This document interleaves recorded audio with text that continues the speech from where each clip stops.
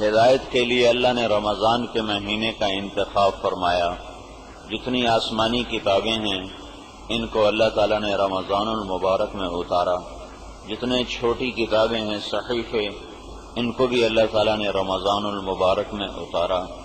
ہمارے نبی پاک صلی اللہ علیہ وسلم کو نبوت بھی اللہ تعالیٰ نے رمضان المبارک میں عطا فرمائی۔ نبی تو پیدائشی ہی نبی ہوتا ہے، اس کا جو ظہور ہوا وہ رمضان المبارک میں ہوا۔ ساری آسمانی کتابوں کی جو ہمیں تفصیل ملتی ہے، جو نہیں معلوم وہ بھی رمضان میں ہی اتری، لیکن جو کچھ لکھا ہے تو ابراہیم علیہ السلام پر جو چھوٹی کتابیں اتریں وہ یکم رمضان کو تھیں، اور عیسیٰ علیہ السلام پر جو تورات اتری وہ 2 رمضان کو تھی، موسیٰ علیہ السلام پر جو تورات اتری وہ 2 رمضان کو تھی، اور داؤد علیہ السلام پر جو زبور اتری وہ 6 رمضان کو تھی، اور عیسیٰ علیہ السلام پر جو انجیل اتری وہ 8 یا 12 رمضان یا 18 رمضان کو تھی، اور ہمارے نبی پاک صلی اللہ علیہ وسلم پر جو قرآن اترا یہ 21 رمضان المبارک، پیر کا دن 21 کی رات جبریل غار حرا میں جو آیا ہے دن کے وقت نہیں آیا، رات کے وقت آیا ہے، اور وہ پیر کی رات تھی اور 21ویں رات تھی، اور شب قدر تھی۔ ابھی رمضان تو نہیں آیا تھا، رمضان کے روزے فرض نہیں ہوئے تھے، وہ تو مدینہ میں جا کے ہوئے ہیں، لیکن مہینہ رمضان ہے اور 21 کی رات ہے۔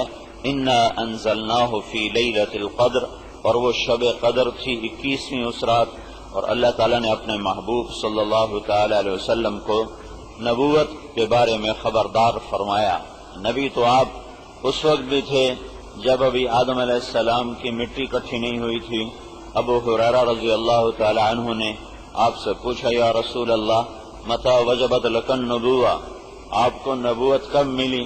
تو آپ نے یہ نہیں فرمایا کہ 40 سال کی عمر میں، آپ نے ارشاد فرمایا کہ کنت نبیا وان آدم بین الروح والجسد، اے ابو ہریرہ میں اس وقت بھی نبی تھا جب ابھی آدم علیہ السلام کی کہانی بھی شروع نہیں ہوئی تھی، پہلے سے ظہور، اعلان، خبردار کیا گیا۔ 21 رمضان، رمضان کا مہینہ ہدایت کا مہینہ ہے۔ یہ موسم ہے، موسم جیسے کپاس کا موسم ہوتا ہے کہ مئی آتا ہے، اپریل مئی آتا ہے تو کپاس کی تیاری شروع ہو جاتی ہے، اور جب اکتوبر آتا ہے تو گندم کی تیاری شروع ہو جاتی ہے، جب جون آتا ہے تو چاول اور دھان کی تیاری شروع ہو جاتی ہے، جب فروری آتا ہے تو آم کے پودے لگانے کی تیاری شروع ہو جاتی ہے۔ یہ موسم ہے۔ جب عید آتی ہے تو تاجروں کا موسم آ جاتا ہے، دونوں عیدیں تاجروں کا موسم ہے کہ وہ اس میں لوگ خریداری کرتے ہیں تو اپنا سامان تیار کرنا شروع کرتے ہیں۔ جب گرم ہوائیں چلتی ہیں تو پتلا کپڑا بنانے والے اپنی تیاری شروع کرتے ہیں کہ اب ہمارا پتلا کپڑا فروخت ہوگا۔ جب سرد ہوائیں چلتی ہیں تو موٹے کپڑے کا سٹاک رکھنے والے وہ تیاری کرتے ہیں کہ اب ہمارا موسم آ رہا ہے، اب ہمارا کپڑا فروخت ہوگا۔ رمضان یہ ہدایت کا موسم ہے، رمضان یہ ہدایت کا موسم ہے، یہ دعوت کی محنت کا موسم ہے کہ نبیوں کو پیغام دعوت جو ملا وہ رمضان میں ملا، اور جو اس امت کے لیے پہلا معرکہ جس میں اللہ نے اپنی مدد کو واضح کر کے دکھایا وہ بھی رمضان تھا۔ رمضان المبارک اللہ تبارک و تعالی نے عام روزہ، اللہ کے نبی نے فرمایا من صام یوما تطوعا ثم اعطی ملء الارض ذهبا لم يستوف ثوابه دون یوم الحساب، جس شخص نے نفل روزہ رکھا، نفلی روزہ، نفلی رمضان کا فرض نہیں، نفل روزہ رکھا شوال میں، اور شوال سے لے کر آخر شعبان تک جس نے نفل روزہ رکھا، پھر اللہ کا نبی فرماتا ہے اس 7 بر اعظم کو سونا بنا دیا جائے، 24,000 کلومیٹر کا یہ گیند، اسے سونا بنا دیا جائے اور اسے پیش کیا جائے اور اسے یوں کہا جائے کہ یہ آپ کے روزے کا بدلہ ہے، تو اللہ کے نبی نے ارشاد فرمایا یہ سونے سے بنا ہوا جہان اس ایک نفل روزے کا بدلہ نہیں بن سکتا۔ تو فرض روزہ، آواز نہیں، آواز نہیں آ رہی، صبر کرو بھائی، کوشش کریں گے۔ من سان نفسہ فی شہر رمضان، جس نے رمضان کے مہینے میں فرض روزہ رکھا اور اپنے نفس کی حفاظت کی، لم یشرب فیہ مسکرا، کوئی نشہ آور چیز استعمال نہیں کی، لم یعمل فیہ خطیئۃ، کوئی گناہ نہیں کیا، لم یقذف فیہ مؤمنا ببہتان، کسی مسلمان پہ زبان درازی نہیں کی۔ یہ زبان سب سے زیادہ انسانوں کو جہنم میں گرانے والی ہے۔ سب سے زیادہ جہنم میں جانے والا طبقہ اس زبان کی وجہ سے ہوگا۔ یہ میرے نبی نے معاذ بن جبل سے فرمایا، معاذ تمہیں سارے دین کا خلاصہ بتاؤں، سارے دین کا نچوڑ بتاؤں، نچوڑ سارے دین کا۔ کہ جی بتائیں، تو آپ نے مجھے دیکھو، آپ نے زبان نکالی، ایسے پکڑا، معاذ یہ زبان قابو میں رکھنا۔ نیک لوگوں کو کبھی شراب پینے کا خیال ہی نہیں آتا، پینا تو بڑی بات ہے، کبھی خیال بھی نہیں آتا، جوا کھیلنے کا کبھی خیال ہی نہیں آتا، چوری کرنے کا کبھی خیال نہیں آتا، ڈاکہ ڈالنے کا کبھی خیال نہیں آتا، لیکن صبح سے شام تک یہ زبان ان کی اتنی تیز ہوتی ہے کہ پتہ نہیں کتنوں کے دل وہ چیر کے رکھ دیتے ہیں، اور کتنوں کی غیبت کرتے ہیں، کتنوں کی برائی کرتے ہیں، شراب سے بڑا گناہ کرتے ہیں، شراب پینے سے بڑا گناہ کرتے ہیں۔ شراب پینے والا تو چھپ کے کہیں شراب پیتا ہے، اور غیبت کرنے والا مسجد میں بیٹھ کے غیبت کرتا ہے، پہلی صف میں بیٹھ کے غیبت کرتا ہے، جماعت میں نکل کر، سال کی جماعت، 3 چلے کی جماعت، نوجوان عالم فارغ التحصیل سال کے لیے نکلا ہوا ہے اور سارا سال غیبت کر رہا۔ کسی کو شراب پیتے دیکھے گا تو لان تان کرے گا، 100 اور کو بتائے گا بڑا بدماش ہے، شراب پیتا ہے۔ کسی کو جوا کھیلتے دیکھے گا، لان تان کرے گا، اور 100 آدمی میں اس کی خبر سنائے گا، بہت غلط آدمی ہے، جوا کھیلتا ہے، سود کھاتا ہے۔ اور یہ نہیں پتا کہ خود شراب سے بڑا گناہ کر رہا ہے، سارا دن غیبت کرتا ہے، سارا دن لوگوں کی پگڑی اچھالتا ہے، سارا دن لوگوں کے عیب چنتا اور پکڑتا اور بولتا ہے۔ میرے بھائیو، میرے نبی نے فرمایا، وَهَلْ يَكُبُّ النَّاسُ فِي نَارِ جَهَنَّمَ إِلَّا حَصَائِدُ أَلْسِنَتِهِمْ، سب سے زیادہ جہنم میں دھکا دینے والا عمل زبان کا بول ہوگا، زبان کا بول ہوگا، زبان کا بول ہوگا۔ یہ سب سے زیادہ نیک لوگوں کی بتا رہا ہوں۔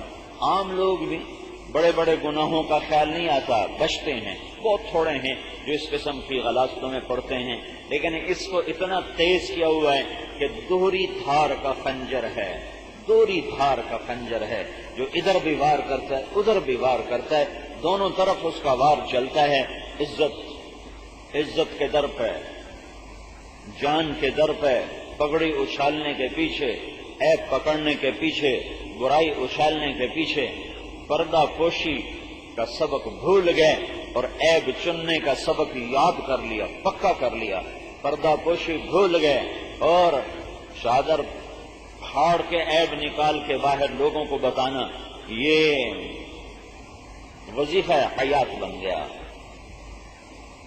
سنگین ترین زبان کا بول، جس نے روزہ رکھا، نفس کی حفاظت کی، گناہ نہیں کیا، شراب نہیں پی، زبان کی حفاظت کی، کسی مسلمان پہ بہتان نہیں باندھا، تو اللہ ہر روزے کے بدلے میں زوجہ اللہ کل لیلۃ 100 حورا، اللہ ہر روزے کے بدلے میں جنت کی 100 حوروں سے اس کی شادی فرماتا ہے، ہر روزے کے بدلے میں۔ اور رمضان 29 کا ہو تو بھی آپ کا اللہ 30 لکھتا ہے، وہ 30 کا ہو تو 30 ہو گیا، وہ 29 کا ہو تو اللہ کے دربار میں 30 کا ہی حساب دیا جاتا ہے۔ اور ہر روزے کے بدلے میں اللہ تعالیٰ جنت میں اس روزے، ایسا روزہ رکھنے والے کے لیے اللہ ایک گھر بناتا ہے، ایک محل بناتا ہے، وہ اتنا بڑا ہوتا ہے کہ اگر یہ ساری زمین 24,000 کلومیٹر کے دائرے میں اگر اس کو اس محل میں رکھا جائے تو یہ زمین اس محل میں ایسے نظر آئے گی جیسے پوری دھرتی پر ایک بکری کھڑی ہوئی نظر آتی ہے۔ ایک بکری 24,000 کلومیٹر میں کیا نظر آئے گی؟ ایسے ہی یہ زمین اس روزے، ایسا روزہ رکھنے والے کے محل میں وہ ایسے نظر آئے گی جیسے ایک بکری۔ پھر رات کو اس نے تراویح پڑھی 20 تراویح پڑھی تو میرے نبی نے خوشخبری سنائی، تراویح کے ہر سجدے پر 1,500 نیکی لکھی جاتی ہے۔ ہر سجدے پر 1,500 نیکی لکھی جاتی ہے۔ جو 8 پڑھ کے نکل گیا اس نے کتنے ہزاروں نیکیوں کا نقصان کیا۔ جو 8-10 پڑھ کے نکل گیا، جس نے پڑھی ہی کوئی نہیں، جس نے 8 پڑھی 10 پڑھی اور جوتا اٹھایا اور گھر چل دیا، گھر میں کام بھی کوئی نہیں، جا کے گپے مارنی ہے، سونا بھی نہیں، گپے مارنی ہے، لیکن یہ روزانہ کا نقصان 1,500 فی سجدہ، 1,500 فی سجدہ، 1,500 نیکی فی سجدہ، اور پھر فی سجدہ ہر سجدے کے بدلے میں ایک سرخ یاقوت کا گھر۔ کتنا بڑا ہوگا؟ 2 کنال 4 کنال؟ نہیں، ہر سجدے کے بدلے میں ایک سرخ یاقوت کا گھر، جس کے 60,000 سونے چاندی کے گیٹ ہوں گے، بڑے دروازے۔ جس گھر کے 60,000 دروازے ہوں وہ گھر کتنا بڑا ہوگا؟ 60,000 جس گھر کے دروازے ہوں وہ گھر کتنا بڑا ہوگا؟ پھر ہر سجدہ اس کے بدلے میں اللہ جنت میں ایک درخت لگاتا ہے جس کے نیچے 100 سال گھوڑا دوڑ سکتا ہے، 100 سال۔ یہ 1 گھنٹے کی کمائی ہے، 1 گھنٹے کی کمائی۔ 20 تراویح صبر کے ساتھ ادا کی، دن میں روزے کا صبر، رات کو تراویح کا صبر۔ اس کا یہ صبر، من قام رمضان، من صام رمضان، جس نے دن میں روزہ رکھا، رات کو تراویح کی نماز میں کھڑا ہوا۔ ہمارے تو حافظ بڑا تیز پڑھتے ہیں، وہ تو گھنٹے میں ساری منزل کھینچ کے وہ مارتے ہیں۔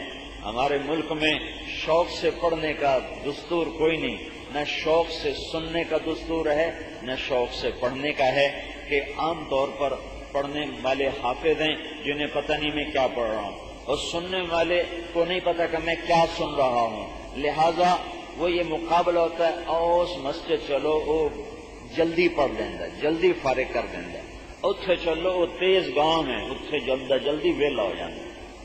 تو پھر وہ ایسے ڈھونڈتے ہیں کہ جہاں وہ جلدی پڑھا کے ویلا کر دے گئے۔ اور کچھ مسجدوں میں علم ترى کیفا بھی شروع ہوتا ہے۔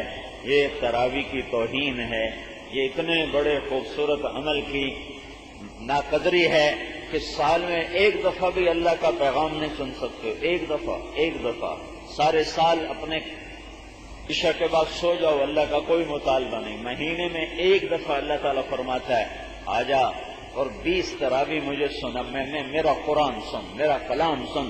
حضرت علی کا فرمان ہے، جب میرا جی چاہتا ہے کہ میں اللہ سے بات کروں تو میں نماز پڑھتا ہوں، جب میرا جی چاہتا ہے میں اللہ سے بات کروں میں نماز پڑھتا ہوں، جب میرا جی چاہتا ہے کہ اللہ مجھ سے بات کرے تو میں قرآن پڑھتا ہوں۔